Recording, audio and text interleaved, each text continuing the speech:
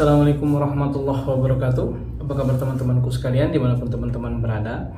Semoga teman-teman sehat selalu dan semoga selalu dalam lindungan Allah Subhanahu wa Ta'ala. Amin ya Rabb. Oke teman-teman, kembali lagi dengan David ya di vlog video YouTube David. Oke, kali ini akan sharing ke teman-teman sesuai dengan janji video David sebelumnya. David akan sharing pengalaman David dan istri David gimana kami melahirkan anak kami di luar negeri, tepatnya di Arab Saudi, di kota Mekah Al-Mukarramah ya.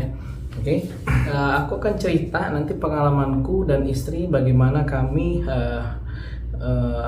cek kesehatan. Jadi sebelum lahiran itu bagaimana sistem di sini dan semuanya akan aku ceritain semua ya.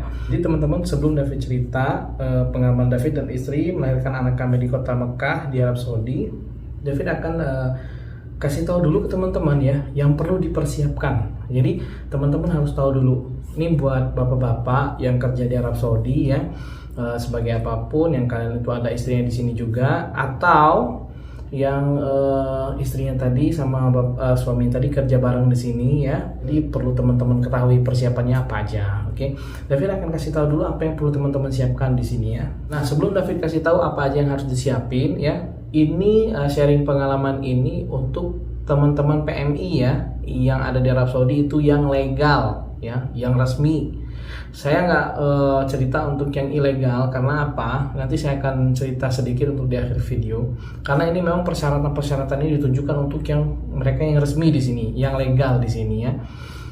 Karena memang harus ada beberapa persiapan yang harus kalian punya semuanya. Karena kalau nggak punya, apalagi ada satu yang nggak kalian punya, itu agak sedikit sulit ya. Karena ada satu yang persyaratan yang krusial juga kayak gitu loh. Karena itu lahiran di sini itu di cover gratis, nggak bayar ya. Paling yang kita bayar itu saat check up, beberapa obat aja yang bayar, selebihnya tuh nggak gitu ya. Oke, jadi langsung aja apa aja teman-teman yang harus siapin ya. Yang pertama ya, ini yang pertama, teman-teman harus punya paspor dulu. Kenapa paspor? Paspor ini adalah identitas pengganti kita, pengganti KTP kita selama kita berada di luar negeri. Karena KTP kita tuh kalau di luar negeri nggak akan berlaku, nggak akan ditanya. Yang ditanya apa? Paspor ya. Jadi teman-teman PMI, baik suami atau istri siapapun yang ada istrinya, ada suaminya di sini, ya harus punya paspor ya, wajib ini, nggak ada sunah-sunahan. Oke. Setelah teman-teman punya paspor, yang kedua yaitu buku nikah. Nah, kenapa saya bilang buku nikah ya? Jadi ini tuh wajib ya, ini tuh wajib. Ini bukan nggak akan ditanya, ini wajib ditanya. Kenapa? Kenapa saya tadi bilang di awal video ini persyaratan untuk yang resmi, yang dia tadi resmi? Karena gini, nanti ditanya ini mahramnya mana, suaminya mana gitu loh ya. Nah, kalau memang ini mahramnya, memang ini suaminya, mana buktinya? Ya ini tadi yang ditanya, buku nikah. Gak apa-apa kalau kamu misalkan punya buku nikah negara India, Pakistan, Bangladesh, Mesir, Suriah, orang-orang luar negeri, semuanya yang mereka di sini harus ditanya. Indonesia, ini Indonesia nih saya ditanya. Marriage book ya. Jadi ada. Jadi ini wajib ya dibawa.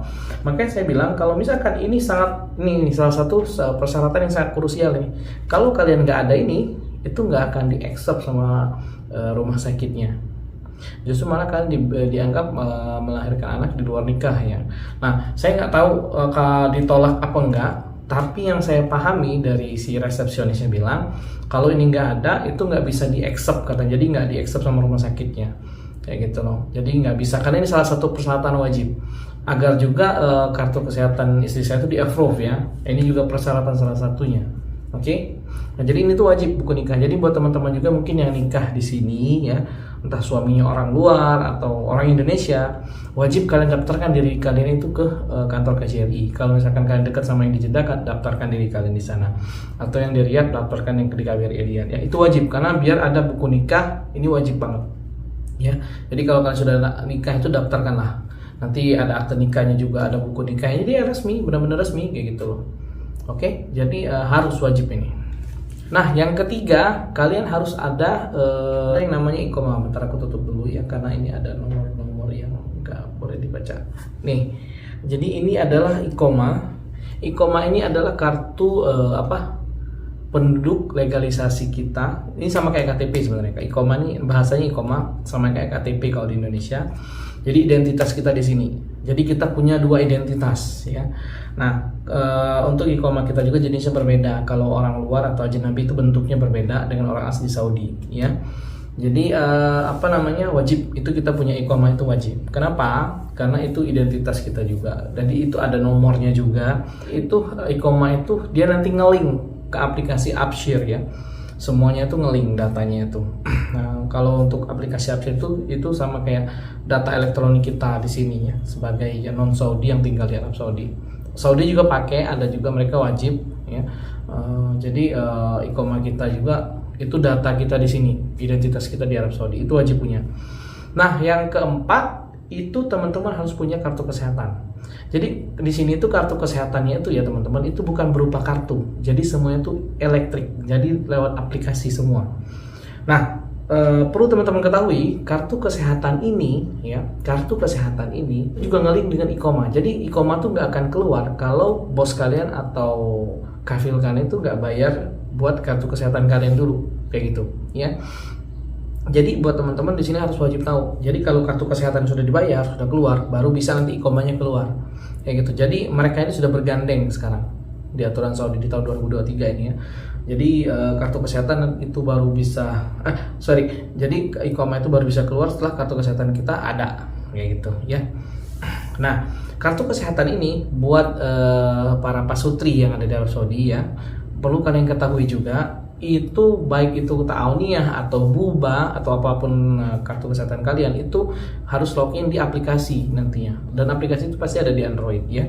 Nah, itu cuma masukin nomor nomor iqamah kita yang terdaftar dan nomor HP kita yang terdaftar. Makanya saya bilang tadi kalau teman-teman itu ada iqamah itu harus daftar Abshir. Saya ada jelasin video soal Abshir. Karena itu iqamah nanti kalian daftarin Abshir, itulah nomor kalian itu juga terdaftar di Abshir. Jadi nomornya itu ngelink, semuanya itu ngelink kayak gitu loh ya. Jadi satu nomor untuk Abshir untuk nanti semua aplikasi kayak gitu loh dia itu ya. Nah, jadi nanti kalian cuma tinggal masukin nomor iqamah kalian dan masukin tanggal lahir kan sesuai iqamah. Nah, nanti SMS nanti untuk kode notifikasi kalian masuk ke aplikasi kartu kesehatan kalian itu nanti akan masuk ke nomor HP yang terdaftar di Abshir itu ya, semuanya. Jadi nomor yang di kartu kesehatan itu di iqamah itu semuanya sama di Abshir sudah terdaftar kayak gitu ya. Nah, jadi kalian melihat nanti ya buat pasutri, salah satu contoh saya ambil misal kayak saya pakai ta'awuniyah namanya kartu kesehatan insuransinya itu. Saya login, saya cek di sana. Jadi bisa ngecek rumah sakit mana aja yang di cover. Nah, ini wajib. Jadi harus tahu rumah sakit mana. Misalkan kalian tinggal di Jeddah, rumah sakit apa aja nih yang di cover. Harus rumah sakit ya. Karena apa? Biasanya kalau klinik itu nggak banyak yang bisa lahiran, nggak bisa banyak bantu lahiran. Nah, pengalaman saya kemarin, saya ke klinik, ternyata saya ditolak. Mungkin karena istri saya orang luar ya, ajnabi. Jadi memang khusus Saudi kayaknya di situ. Memang ya di Arab Saudi harus ya gitu, harus sabar. Jadi kalian cek nanti rumah sakitnya di mana, itu ada semua datanya yang dukung rumah sakit yang kalian harus bisa kunjungi. Nah, nanti rumah sakit yang terdaftar itulah yang bisa mengcover kartu kesehatan kalian. Di luar rumah sakit itu yang terdaftar itu nggak bisa gitu ya. Lokasi kalian juga lihat, kalau misalkan kalian di Jeddah di mana, kalau misalkan kalian di Riyadh di mana rumah sakitnya, apa namanya. Kemudian kalau di Mekah kayak aku, ini rumah sakitnya di sini lokasinya, alhamdulillah. Nah, waktu itu aku dapat rumah sakitnya di Azizia Saudi National Hospital. Jadi alhamdulillah juga di sana lancar gitu istriku lahirannya. Nanti aku ceritain. Nah, di situ juga ada benefit. Yang kedua, kalian cek benefit apa aja yang kalian dapat. Nah, yang di covernya apa aja.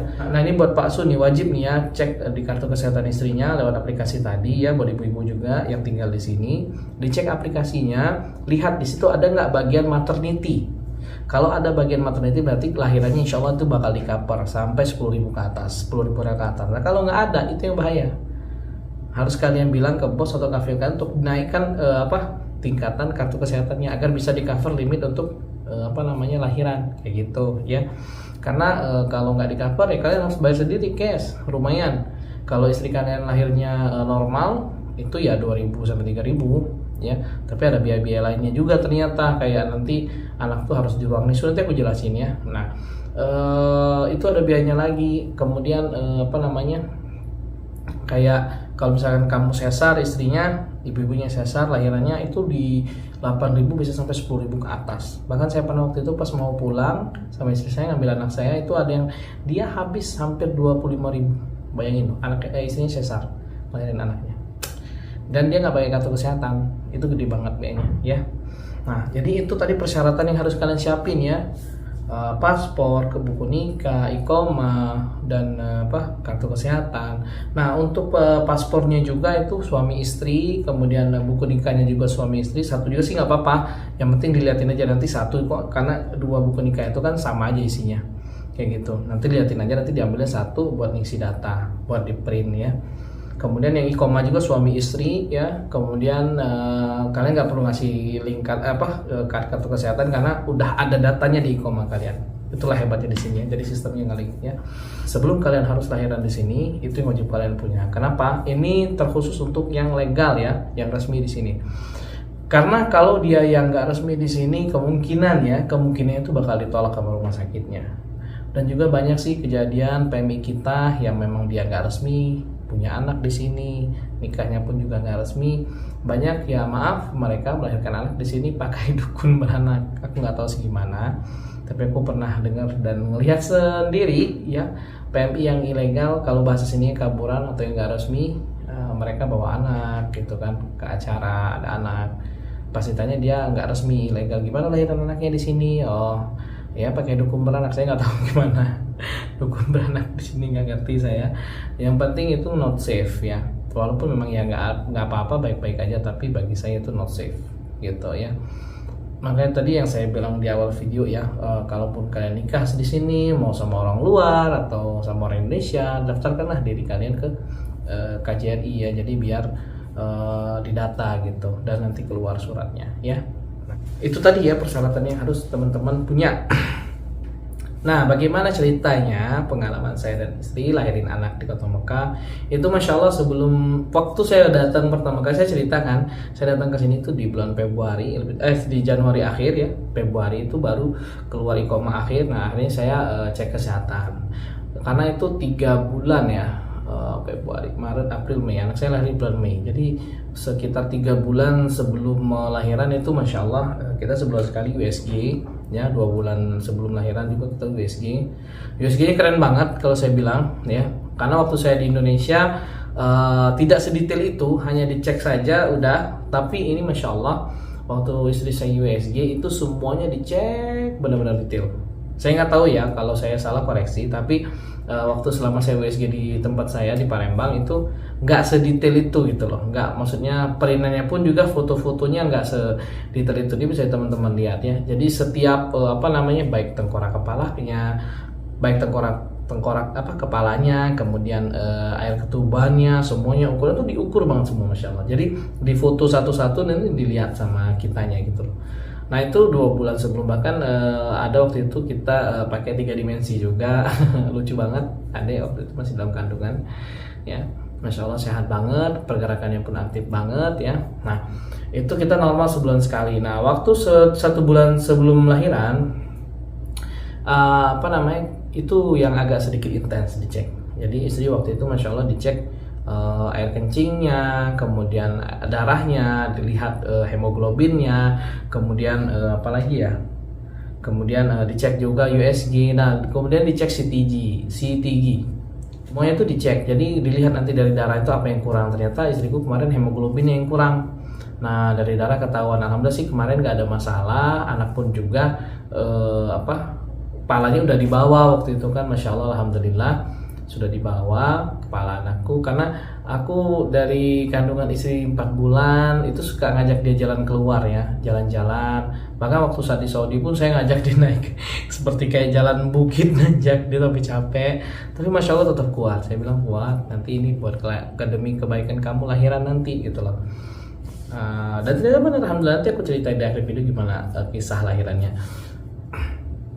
Dan udah alhasil 2 minggu sebelum lahiran ya, 2 minggu sebelum lahiran itu lebih intens lagi dicek, diambil darah, kemudian ternyata masih kurang hemoglobinnya, itu kurang 2 batang ya. Dia tuh harus 13 kalau nggak salah poinnya. Ternyata istri itu 9 atau 10 gitu loh kalau nggak salah. Nah akhirnya dikasihlah suplemen penambah hemoglobin tadi, yang mana itu harus resep dokter dan harus ada tanda tangan dokter, pengetahuan dokter, nggak boleh sembarangan dibeli obatnya.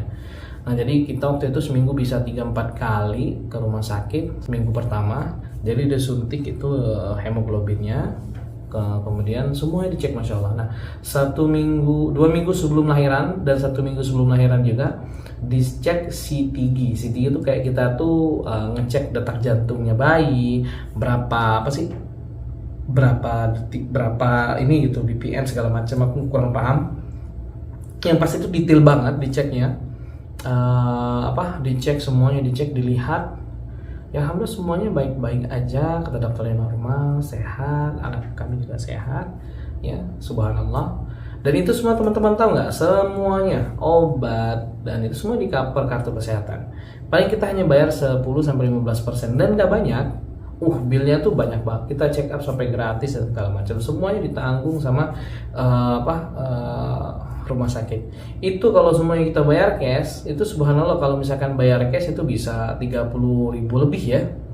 Mungkin ya kalau dihitung-hitung sama saya, karena semua itu karena di cover sama kartu kesehatan ya alhamdulillah lebih ringan lah ya. Kita cuma bayar sedikit, nggak banyak gitu loh.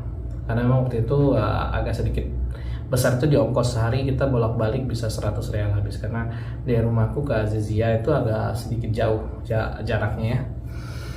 Oke, dan tibalah saat waktunya sehari sebelum lahiran ya. Jadi sehari sebelum lahiran itu misalkan hari ini ya. Jadi hari ini tuh hari Minggu. Nah istri itu jadwalnya penyuntikan hemoglobin tadi ya. Jadwal penyuntikan hemoglobin. Subhanallah, anak itu dari subuh sampai ke malam itu nggak ada pergerakan sama sekali, nggak kayak biasanya yang nendang-nendang segala macam, nggak aktif. Ya sih kan saya khawatir abis zuhur kita jadwal ke rumah sakit. Nah pas abis zuhur saya pegang perut istri saya, kenapa deh kok nggak gerak, kata saya kan. Deg-deg gitu, cuma 2 kali doang geraknya gitu, tapi nggak gerak yang gimana tuh nggak. Ya udah alhasil udah dia geraknya gitu doang. Dan kemudian saya dan istri berangkat ke rumah sakit untuk suntik hemoglobin tadi, cairan penambah hemoglobin tadi ya. Tapi sebelum kita kasih obat hemoglobin itu kita dicek denyut nadi ya, semuanya panas kita. Jadi kayak sebelum kita ke dokter itu, setiap kali kita sebelum ke dokter atau CT gitu itu harus dicek tekanan darah tinggi atau enggak, itu nggak boleh. Jadi semuanya itu detail banget. Dari kencing kita dicek, semuanya itu Masya Allah dicek banget ya. Tapi kalau untuk yang kita sebelum konsultasi ke dokter, sebelum ke dokternya atau sebelum CTG dan segala macam tadi USG, itu cuma cek tekanan darah dan panas badan kita aja. Jadi sebelum kita ke dokter kita dicek itu semua. Nanti dokter lihat oke normal, oke bagus. Dan datanya itu semuanya online, clean semua. Dari resepsionis langsung ke dokter, keren ya, Masya Allah. Nah jadi udah kita suntik, masih setelah pulang suntik waktu itu habis zuhur terakhir di hari Minggu itu, dan pulangnya ya habis asar, karena saya makan dulu sama istri dan lapar ya. Dan Masya Allah anak kami itu nggak ada pergerakan, masih sama sekali nggak ada pergerakan ya. Saya bingung juga ya, takut ya. Dan kemudian pas malam hari sampai malam juga dari jam 10-an, istri pun juga masih bilang, bang kenapa ya dek, takut bang, kenapa, katanya. Ya udah kata aku, neng tunggu, kata aku, sayang tunggu. Aku ambil air wudhu, aku sholat 2 rakaat jam 11 itu ya. Sholat 2 rakaat. Sudah aku sholat 2 rakaat, aku berdoa sama Allah, minta perlindungan segala macam, semuanya aku minta doa. Alhasil sudah sholat, aku bacain biasa amalan yang aku kasih untuk anakku dari bulan 3 kandungan ya. Subhanallah, aku biasa bacain surat Yusuf dan surat Maryam. Itu aku bacain. Kemudian aku bacain itu, setelah aku bacain, dan kemudian aku baca doa Maryam juga. Dan itu kali pertamanya aku baca doa Maryam ya, karena istriku baru kasih tahu, dan aku baca itu. Jadi kayak kemudahan untuk lahiran nantinya. Jadi 3 itu aku baca, qadarullah, subhanallah qadarullah. Setelah aku baca itu, anak tuh geraknya aktif banget. Kan istriku seneng banget, ya Allah alhamdulillah, kenapa gitu kan. Dari jam 11 sampai jam 12, jam 12 dia geraknya sedikit, mungkin udah tidur ya. Nah kemudian jam satu malam. Biasa nih aku sama istri kalau malam biasa nonton film gitu kan. Apa di apa ya, biasa channel-channel nonton film bioskop lah di online. Dari jam 1 kita nonton. Lucunya itu geli banget kalau ingat itu sebenarnya. Jadi kita nonton, tiba-tiba di situ ngalamin kontraksi yang nggak biasa. Jadi setelah dia cek pakai aplikasi, aku lupa nama aplikasinya apa, ternyata kontraksinya itu setiap 1 menit sekali, 1 menit sekali, 2 menit sekali, 3 menit sekali. Dari jam 1 itu masih nonton loh, gelinya tuh masih nonton. Jadi kita santai aja, aduh nonton lagi, aduh gitu, nonton sampailah film itu beres kan 2 jam ya film itu ya. Dari jam 1, jam 2, jam setengah 3, pokoknya jam setengah 3 beres nonton itu. Jam setengah 3 beres, alhasil dia nelpon orang tuanya karena kan di Saudi jam 3, di sana udah pagi kan di Indonesia. Jadi nelpon gini dah, kata ibunya bawa ke rumah sakit. Aku akhirnya bingung kan, malam jam 3 gimana ini, lokasi tempatku kan jauh dari taksi gitu kan. Kalau mau pesan Uber juga kemungkinan kecil lah Uber ada gitu kan. Akhirnya aku ketok kamar temanku, store manager namanya Abdurrahman, orang Suria. Jadi aku ketok, bro, kata, belum tidur kan? Belum, katanya, lagi main game dia. Jadi gue bilang, tolong antarin ke rumah sakit, istri gue bisa nggak? Oke, hasil gue antar istri lah jam 3 malam itu. Jadi jam 1 kontraksi, jam 3 lewat setengah 4 baru jalan ke rumah sakit karena kita sudah siap. Lucunya istriku lah itu sempat pakai kaca, bermake up semua. Lucu banget kali kan itu. Tapi udah cepet nih, udah tunggu kali. Udah alhasil setengah 4 berangkat dalam keadaan masih kontraksi, tapi yang hebatnya tuh saat di mobil tuh kontraksinya tuh makin sakit makin kuat, kata istriku.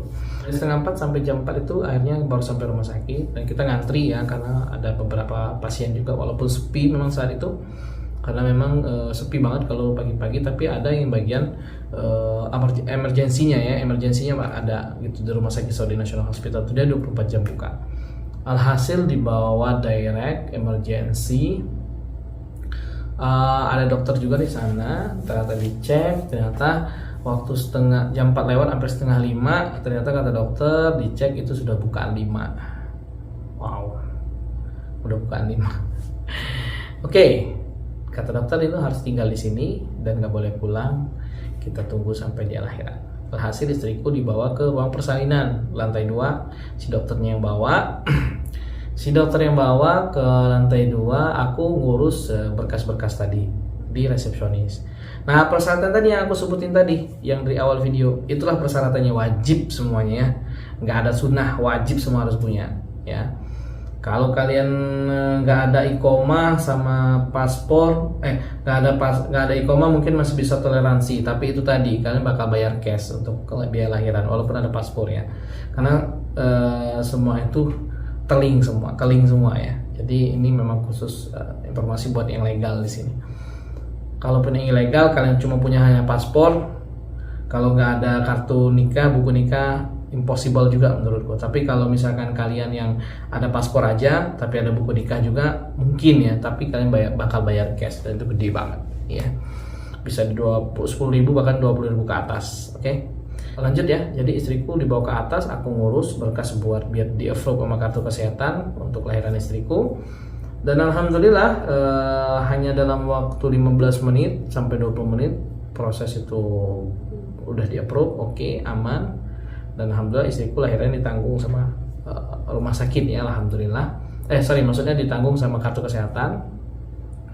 Dan setelah aku ke atas, ternyata istriku itu pas sudah nyampe ke atas ya, dari bawah baru nyampe ke atas, itu sudah bukaan 7 kalau nggak salah, bukan 7 atau 8 kalau nggak salah. Iya 7 sorry, bukan 7. Cepet banget ya dalam hitungan menit, masya Allah. Dan setelah itu waktu sampai di atas, si dokter nyuruh istri untuk berjalan bolak-balik. Sebenarnya sih nggak nyuruh dokter, itu inisiatif istri. Kemudian dokter bilang oke, bagus katanya, nggak apa-apa, terusin aja. Nah beberapa menit kemudian pas pokoknya jam 5 naik ke atas itu ya, sudah mulai berkat ya, naik ke atas. Dari setengah 5 sampailah setengah 6, istri bolak-balik jalan. Ternyata setelah dicek itu sudah bukaan 9, mendekati bukaan 10 ya kalau nggak salah. Nah alhasil ya udah di jam 6 lewat 15 kalau nggak salah anak saya lahir, alhamdulillah.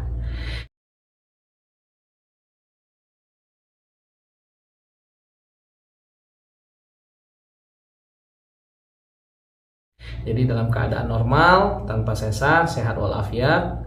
Istri juga alhamdulillah setelah lahiran normal tersebut langsung pulang di hari itu juga, dalam hitungan jam lah, 5 sampai 7 jam kita di rumah sakit itu.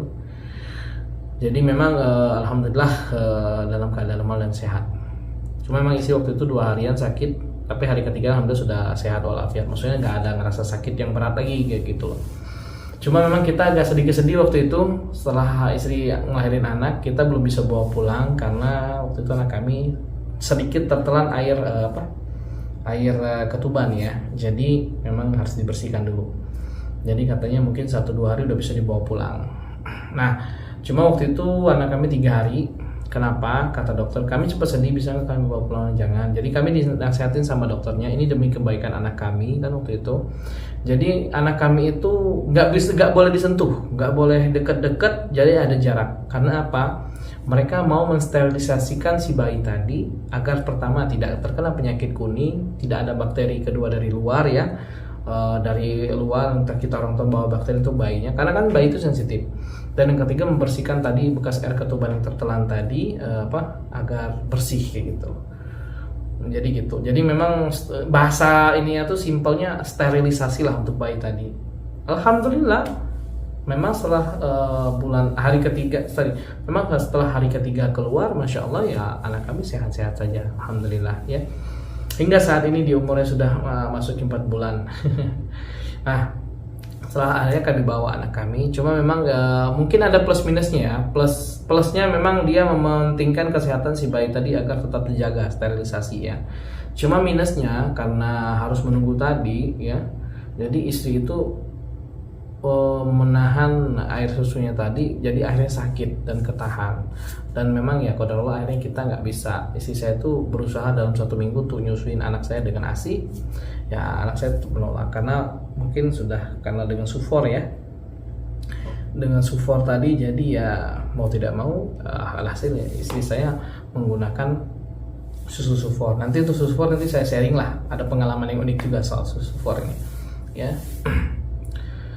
Nah itulah ceritanya ya, pengalaman saya dan istri lahir anak di kota Mekah di Arab Saudi. Jadi memang sempat ditakuti juga sama teman-teman bahwasanya resepsionisnya ini orang Saudi kalau ngelain gini suka marah, dokternya bla bla bla. Tapi alhamdulillah qadarullah kami waktu itu ada 2 dokter ya yang kami waktu itu di rumah sakit tersebut, yaitu Mesir dan Pakistan. Nah saya ngambil yang Pakistan.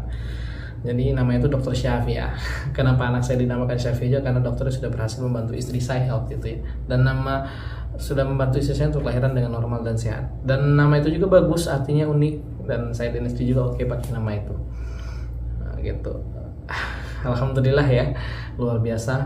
Setelah penantian 5 tahun, alhasil kami baru bisa dikaruniai seorang anak. Dan yang lebih bahagia dan indahnya lagi itu lahir di kota Mekah, di Tanah Haram, di kota Mekah Mukarramah. Alhamdulillah. Luar biasa ya. Jadi itulah persyaratan-persyaratan tadi ya. Jadi buat teman-teman para pasangan suami istri di sini, walaupun kalian beda tempat bekerjanya, yang satu perawat atau yang satu tadi tukang bersih-bersih, yang satunya tadi sebagai chef atau apa, yang penting syarat tadi ada. Itu wajib bukan sunnah ya. Wajib kalian punya. Karena ini persyaratan untuk memang yang kalian itu resmi, legal di sini. Oke, yang bekerja sebagai legal di sini. Ya, jadi teman-teman itu aja singkat cerita saya, pengalaman saya dan istri melahirkan seorang anak di sini ya, di kota Mekah ya. Mungkin ini bisa menjadi motivasi juga buat teman-teman, bisa menjadi informasi juga buat teman-teman ya, bisa menjadi pembelajaran juga ya. Dan buat teman-teman yang udah nonton video saya, terima kasih banget ya dari awal sampai akhir ya. Semoga informasi ini bermanfaat dan share informasi ini, siapa tahu teman-teman kalian, keluarga kalian yang membutuhkan informasi ini ya. Oke. Jadi terima kasih buat teman-teman yang udah nonton, sekali lagi ya. Jangan lupa like dan subscribe video David karena itu bentuk support teman-teman sekalian ke David ya. Nggak rugi kok. Oke. Sampai jumpa di video berikutnya. See you next time. Bye bye.